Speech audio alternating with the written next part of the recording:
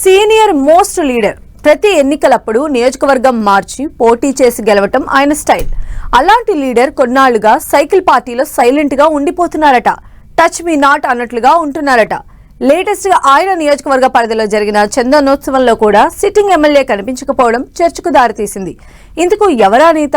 ఆయన ఎందుకు తన నియోజకవర్గంలో జరిగిన పెద్ద ఈవెంట్ కు దూరంగా ఉన్నారు?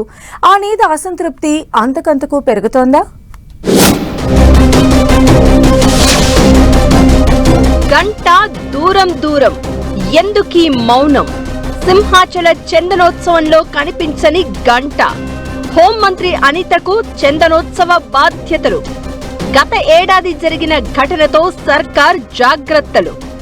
సొంత నియోజకవర్గంలో జరిగిన ఉత్సవానికి గంట డుమ్మా.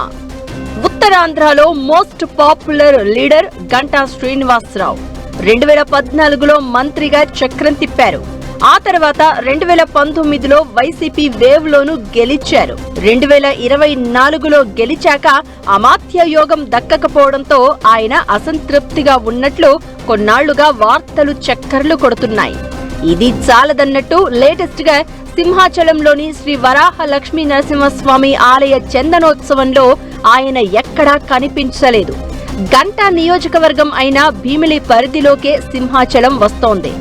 ఏడాదికి ఒక్కసారి జరిగే అతిపెద్ద ఈ ఆధ్యాత్మిక వేడుకకు senior TDP leader sitting MLA Ganta దూరంగా ఉండడం, తన నియోజకవర్గ పరిధిలోనే జరిగిన అటువైపు కన్నెత్తి చూడకపోవడం చర్చకు దారితీస్తోంది. సింహాచల ఆలయ ఉత్సవాల బాధ్యతలను హోంమంత్రి అనితకు ఇచ్చింది సర్కార్. ఆమె అంతా తానే రివ్యూలు చేసి ఎక్కడా భక్తులకు ఇబ్బందులు రాకుండా జాగ్రత్తలు తీసుకున్నారు. అయితే తన నియోజకవర్గంలో జరిగిన వేడుకకు సీనియర్ నేతనైన తనను కాదని హోంమంత్రికి బాధ్యతలు అప్పగించడం గంటాకు నచ్చలేదు అనేది ఓ వర్గం వాదన. గత ఏడాది చందనోత్సవంలో గోడ కూలి అపశృతి జరగడం, ప్రభుత్వానికి కాస్త బ్యాడ్ నేమ్ రావడంతో ఈసారి జాగ్రత్తలు తీసుకుందట సర్కార్. అందుకే హోంమంత్రి అనితకు బాధ్యతలు అప్పగించారని తెలుగు తమ్ముళ్లు చర్చించుకుంటున్నారు. 2 దశాబ్దాలుగా రాజకీయాల్లో ఉన్నా సరే ఓటమి అంటే తెలియని నాయకుడు గంటా. అలాగే జిల్లాలో పోటీ చేసిన స్థానం నుంచి తిరిగి పోటీ చెయ్యకుండా విజయకేతనాన్ని ఎగరవేయడం ఆయన స్టైల్. గతంలో కాంగ్రెస్ ప్రభుత్వంలోనూ టీడీపీ ప్రభుత్వంలోనూ మంత్రిగా పనిచేశారు.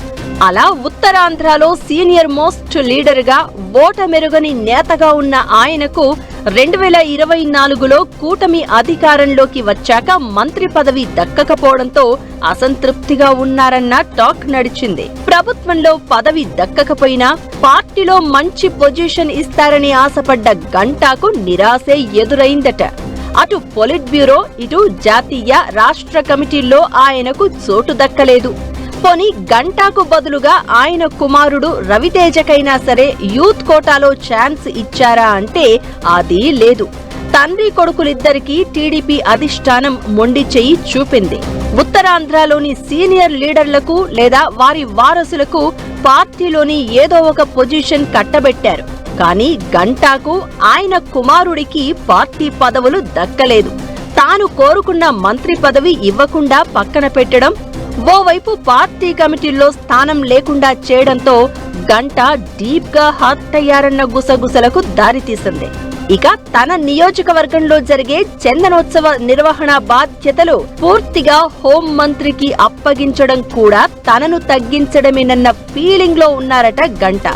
అందుకే ఆయన చందనోత్సవం రోజు విశాఖలో లేకుండా బిజీగా ఉండడం వల్లే రాలేదనే సంకేతాన్ని పంపే ప్రయత్నం చేశారట.